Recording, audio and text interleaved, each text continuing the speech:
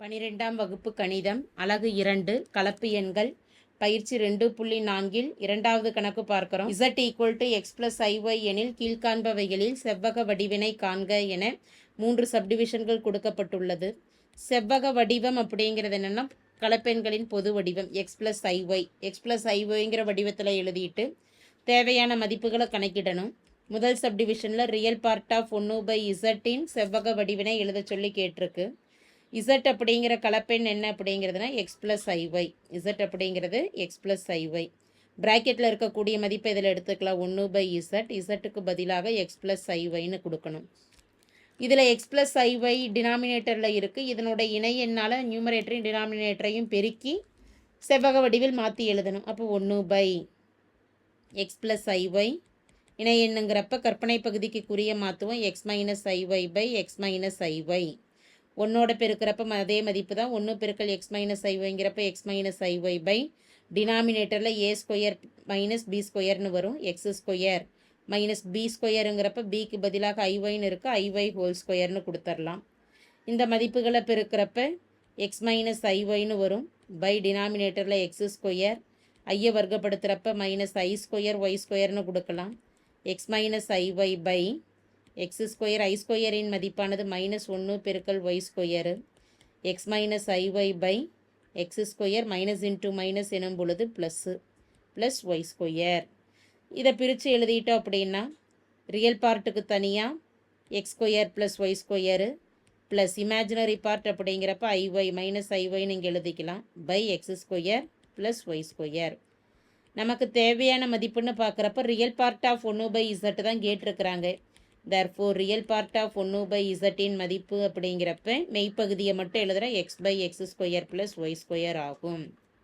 இரண்டாவது சப்டிவிஷனுக்கு வரும். கணக்கிட வேண்டிய மதிப்பு ரியல் பார்ட் ஆஃப் iz பாரின் செவ்வக வடிவம் என்னான்னு கேட்டிருக்கு. ப்ராக்கெட்டில் இருக்கக்கூடிய மதிப்பு iz பார் எடுத்துக்கிறோம். i × zக்கு பதிலாக x + iy ஹோல் பார்னு கொடுத்துடலாம். x + iyக்கு இணைக்காரணி அணி எழுதுகிறோம் அப்படிங்கிறப்ப x - iy கற்பனை பகுதிக்கு மாற்றணும். x - iy i × x -+- வரும்.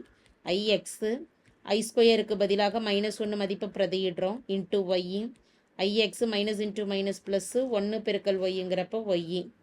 எனவே கணக்கிட்டிருக்கக்கூடிய மதிப்பு என்ன? அதாவது இதை மெய் மற்றும் கற்பனை பகுதியில் எழுதிக்கிட்டோம்னா மெய்ப்பகுதி y, கற்பனை பகுதியானது ix. therefore real part of iz பாரின் மதிப்பானது மெய்ப்பகுதியை மட்டும் எடுத்து எழுதினா போது மெய்ப்பகுதியின் மதிப்பு y. மூன்றாவது சப்டிவிஷனில் கணக்கிட வேண்டியது imaginary part of 3z + 4z - 4iன் மதிப்பு என்னான்னு கணக்கிடணும். 3z + 4z பார் - 4i எனும் பொழுது zக்கு பதிலாக x + iyன்னு பிரதியிடுறோம். +4 × xz பார் எனும் பொழுது zன் இணை எண்ணை குறிப்பிடும். அப்போ x - iy -4i வெளியில் இருக்கக்கூடிய மதிப்புகளால் பெருக்கிறப்ப 3x + 3iy.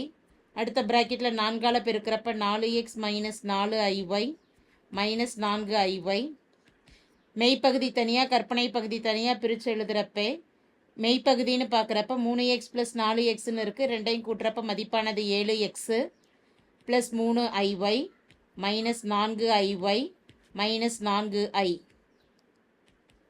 7x கற்பனை பகுதியில் 3iy -4iy கழிச்சிட்டோம்னா -iy வரும். -iy -4i 7x -iy -4iல் ப்ளஸ் ஐயை பொதுவாக வெளியில் எடுத்துட்டோம்னா ப்ராக்கெட்டில் வரக்கூடிய மதிப்பானது -y மற்றும் -4. எனவே இந்த இடத்துல இமேஜினரி பார்ட் கற்பனை பகுதி தான் கேட்கப்பட்டிருக்கு. therefore imaginary part of 3z + 4z bar -4iன் மதிப்பானது -y -4 ஆகும். தேங்க்யூ.